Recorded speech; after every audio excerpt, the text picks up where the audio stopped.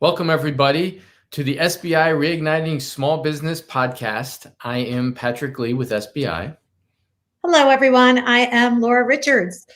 So last week, if you were here listening with us, we talked about our BuMP assessment and how to identify when you're on a small business plateau. This week, we want to look at the inhibitors that get us there. Patrick, what do you want to tell us about that? Well, let's label the inhibitors. So we're going to give you 6 inhibitors plus a bonus inhibitor. The first inhibitor is what we call founder's cap, and that is related to the mindset of the owner who frequently has certain ways of looking at things, has had certain things work for them in the past, and they tend to stay on things that have worked in the past, even if it's not working then. So that adage, what got you here won't get you there, comes into play. So founder's cap is the first one. Then we have personnel. And a subset of personnel is the jack of all trades inhibitor. So those two go together. We can talk about those a little bit. And then we have our infrastructure inhibitor with a subset of technology.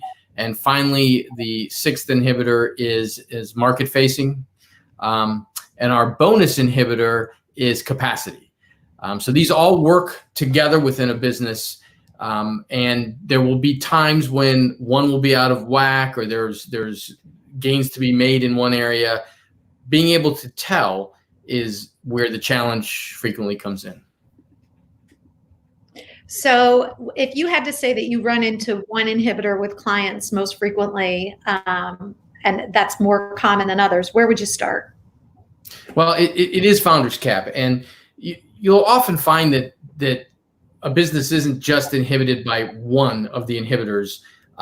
Sometimes it's by 2 or 3. They're working in tandem. But if we see somebody who is suffering from what we call founder's cap, we have to address that well before we try to address anything else. And founder's cap is uniquely this.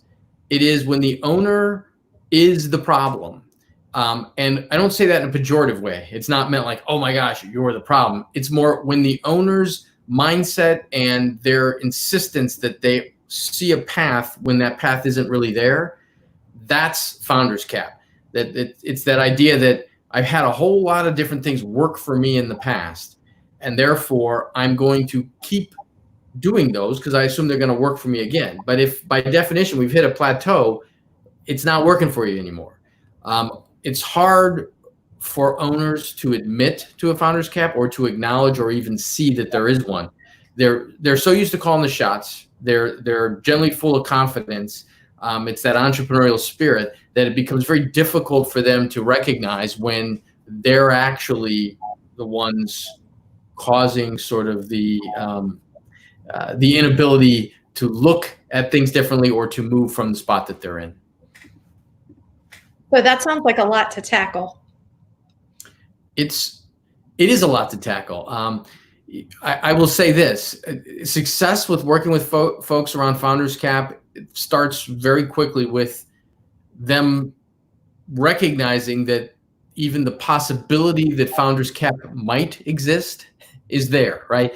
If we are too wrapped up in our own thinking, or if we're not willing to acknowledge or show that weakness, that one's tough to get by.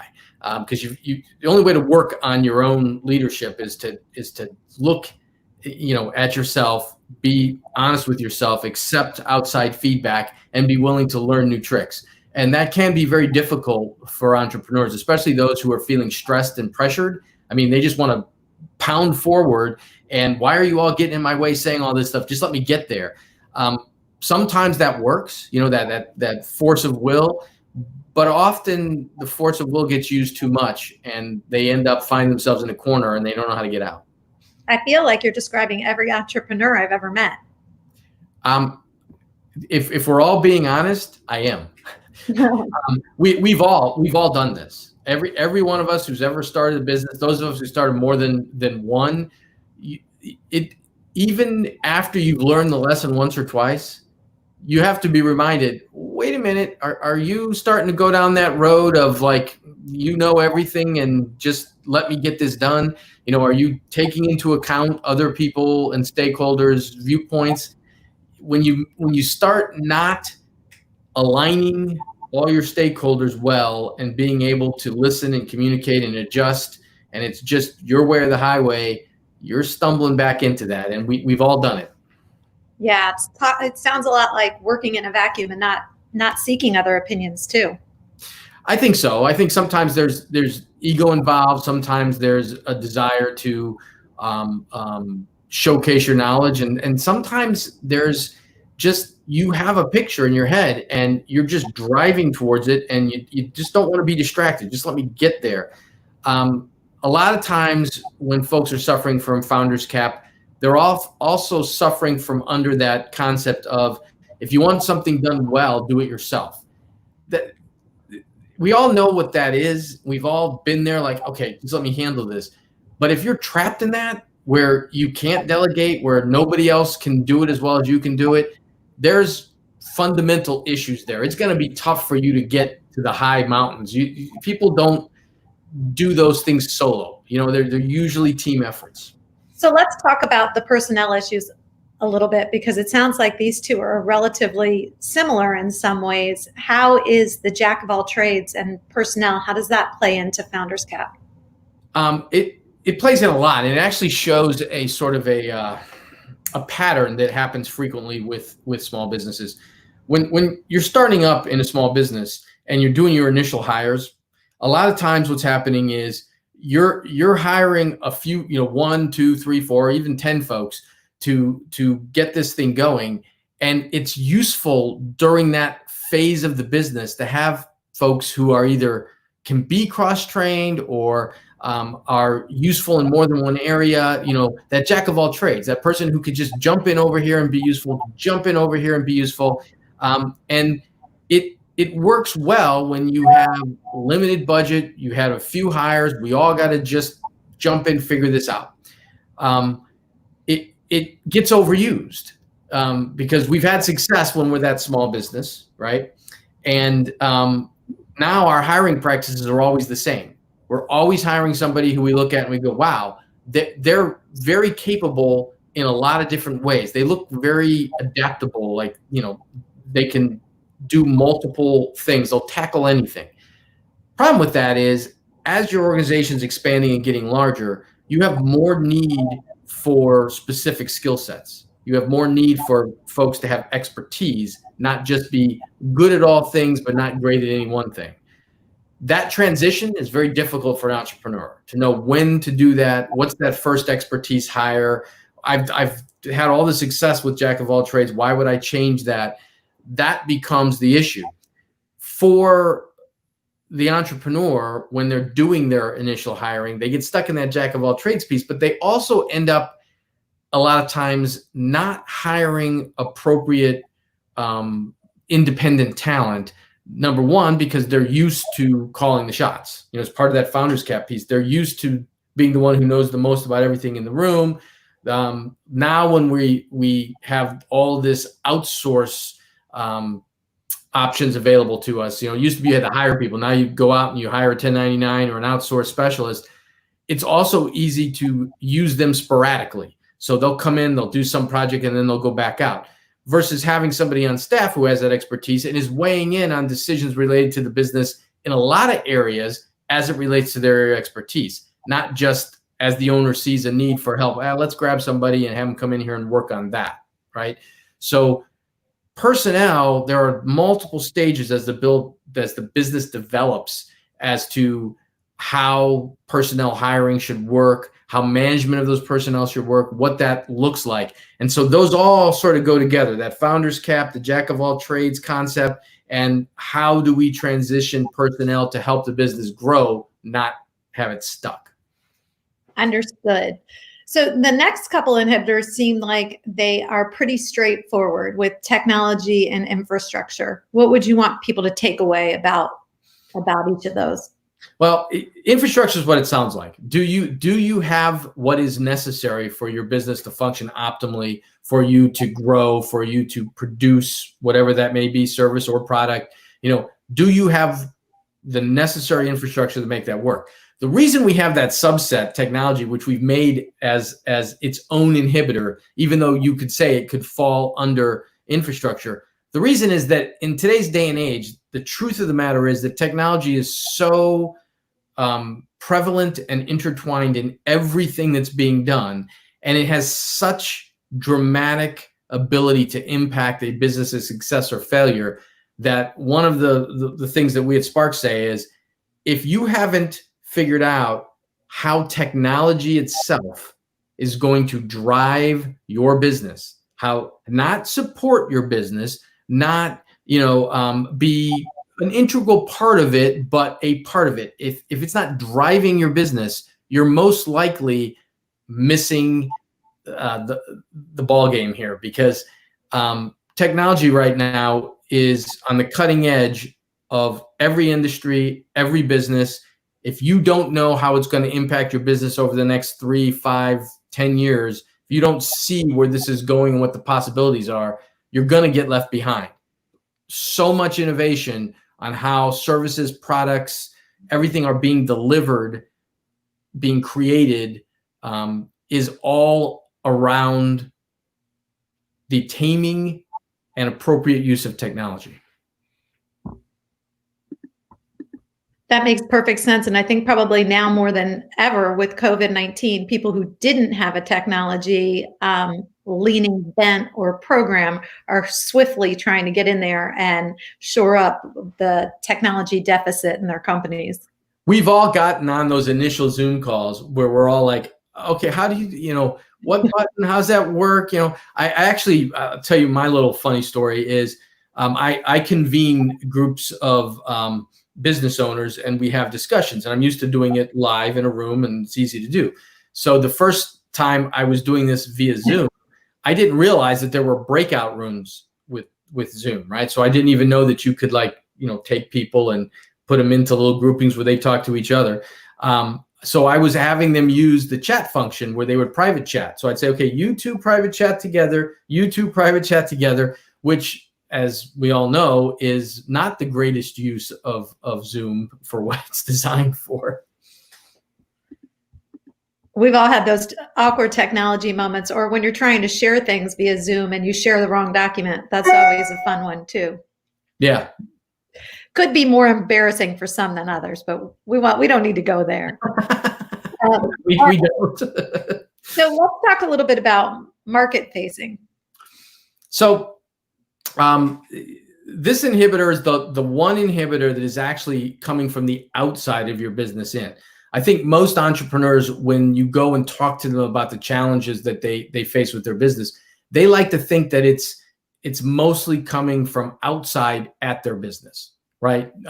Whether, I can't find people who are qualified, our education system isn't producing them anymore, or, that minimum wage hike, it's causing me so much trouble, or, there's no capital, liquid capital right now. You can't, there's always something outside the business that's affecting the business. In truth, most of the time, it's inside that's affecting the business. But market facing is the acknowledgement of the fact that you have customers. There are different markets that could be buying from you. There are different needs from those markets. There's different ways to market to those markets. There's communication there. So it's acknowledging the fact that if you don't have the right messaging, if you don't have the right approach, if you don't know your industry and your potential client well, and you don't know the tangential industries and clients well, you could find yourself in places where you have inhibited your business because you don't know where that's going. I mean, there's a few great examples of that in history. Schwinn Bicycle is one of the ones I talk about a lot, where Schwinn dominated, the bicycle industry for years and years and years, and found themselves on the wrong side of changes, where folks all of a sudden started wanting mountain bikes and thin wheel bikes and certain styles and designs that Schwinn factories were not capable to retrofit to or make. And they ignored it for so long that by the time they got around to seeing it, other competitors had popped up, were ready to go. Their retrofitting of their factories and all was not doable under the capital constraints and everything else, and they ended up going bankrupt. So Schwinn actually still exists right now, but the name was bought by a different bicycle company because they thought it was a nice retro brand to have. But Schwinn itself went completely away because they weren't market facing. They missed what their clients wanted. They weren't paying attention. They missed where the industry was going, and there's the consequence. Just like Blockbuster, right? Oh, absolutely. Absolutely. And it's interesting to watch ones that adapted. Remember, Netflix was about to die, and then they readapted how they were doing. I mean, you see the ones who catch themselves and go, and you see those that just have no ability to adjust. Heard. So tell us about the bonus, the capacity inhibitor. So the bonus one is the fun one, because this is the one that most folks point to as what the real problem is. Folks will say to me, well, those are all really good inhibitors and all, but isn't the truth of the matter that the main inhibitor is just that, small businesses don't have enough capital. They don't have enough resources. They don't have enough capacity. They're just not enough there for them to do anything. And that sounds very, very good. I mean, that's, like, who doesn't need more capital? Who doesn't find the frustrations of resources and the lack of them in whatever form to be challenging? But capacity is intertwined throughout everything we talked about. It's not its own thing. You can impact capacity through your hires. You can impact capacity through the level of knowledge that you have in your company. You can impact capacity through your technology, your infrastructure. All of it impacts. So we call it our bonus one because it weaves throughout, and it's more than just your access to money. It's also your access to good people, to levels of skills, to time.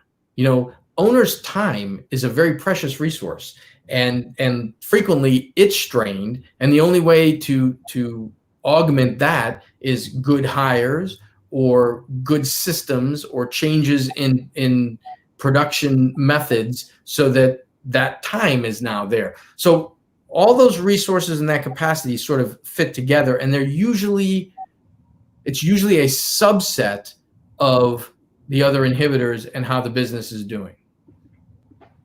That makes a lot of sense. If I'm listening to this right now, how do I know what inhibitor is blocking me?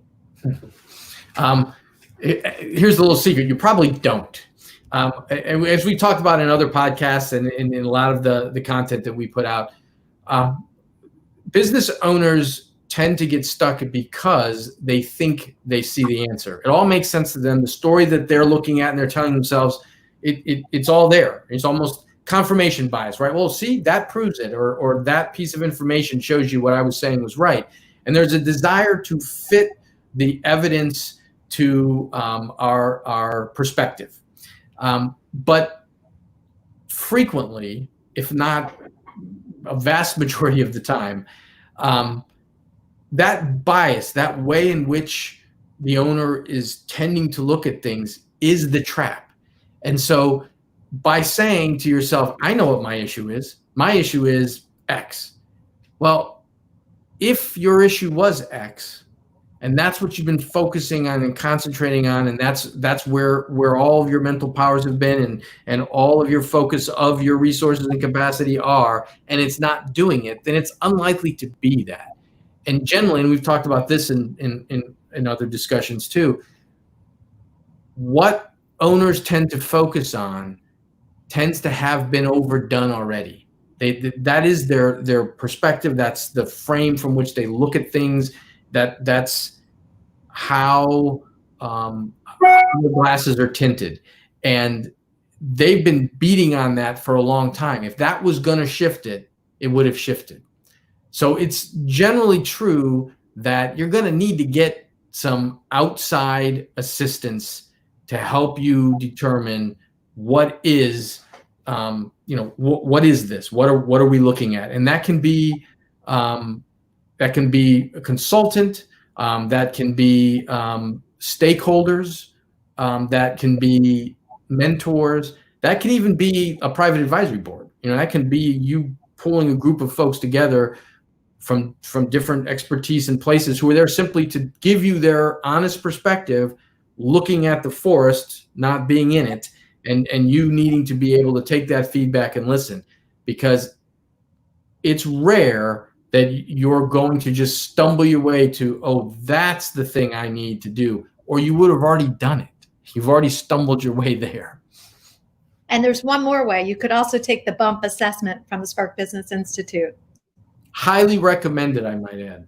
As well as getting the book on Amazon, The Great Small Business Plateau and How to Blast Past It. It has a picture of me on the cover, so I highly recommend that too. All right, everyone. Thank you for listening to today's conversation about the inhibitors that lead us to the small business plateau. And we'll be back on Thursday. So tune in then at 3:30. And thanks for being here. Bye, everybody.